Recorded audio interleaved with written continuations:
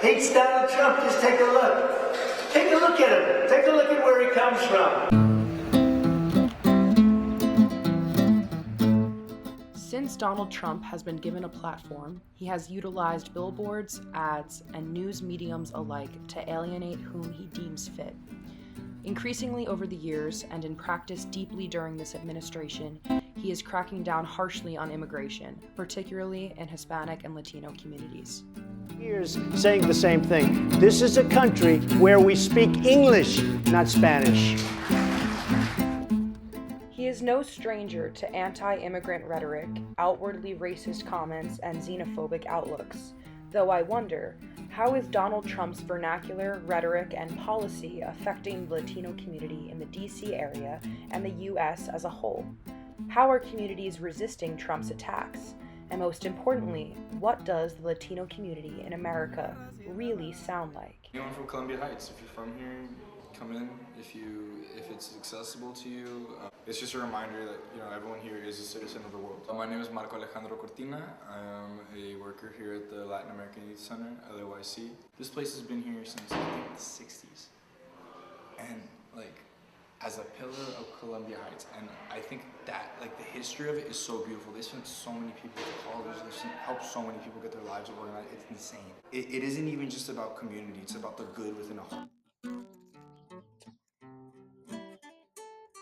Obviously, the kids provide so much for me. I think that the most important thing that they could get is a sense of security. I think that just feeling that their rights aren't being infringed upon, that their identities aren't being questioned constantly, and that they have the resources and the facilities to kind of be themselves unapologetically. Because I think that's at this stage in their lives, that's probably the most important thing that they can do.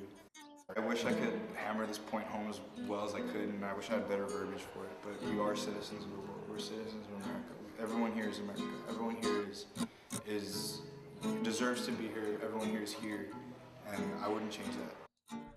Alongside the celebration of community comes community resistance. To resist harmful rhetoric, what policy lies behind the headlines?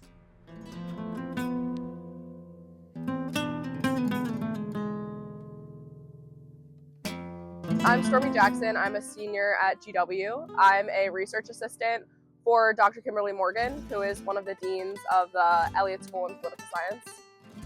Most recently, in the last couple years, she's been focusing on a book specifically about U.S. immigration enforcement, and so that's what I'm assisting and researching on.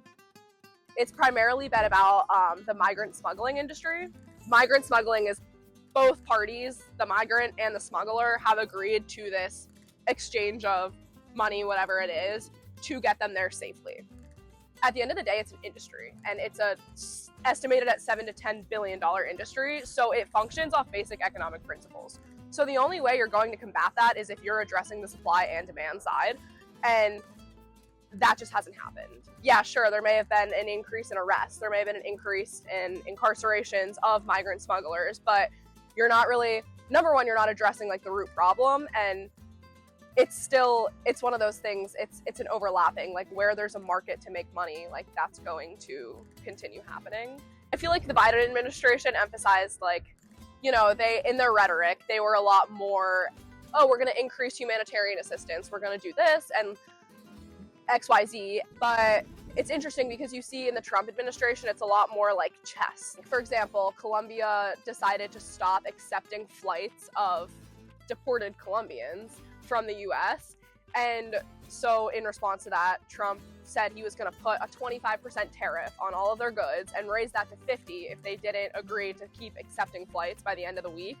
And so just like that, obviously, they decided to keep doing it again. And then you see Guatemala has even agreed to accept deportation flights of not just Guatemalan nationals, any people that are being deported from the US. Just this cat and mouse game. I feel like when you're talking about the Trump administration, between misinformation of the situation in the US with Border Patrol, and then misinformation also spread by smugglers in that these migrants wouldn't be able to do it alone. They really do feel like there's no other option than this. They're taking out loans to do this. They're depleting savings to do this. So it's definitely not it's not a decision made lightly.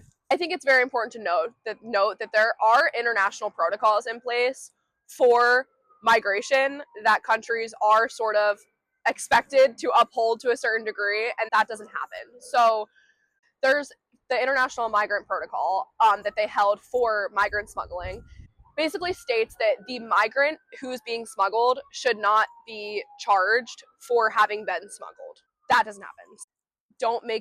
Don't keep building up border security to the point where the only path they can go is extremely dangerous and they need a guide to get through it. I think resistance is community. I think resistance in a time where everyone's supposed to be divided is being there for your neighbor, being there for your friend, being there for the kid you don't like. It's just being there. It's your presence, it's being around, making sure that if someone's having a bad day, you tell them that, you know, they can do it. It doesn't take anything out of you to give someone else a word of affirmation. You don't know who needs it. You don't know who needs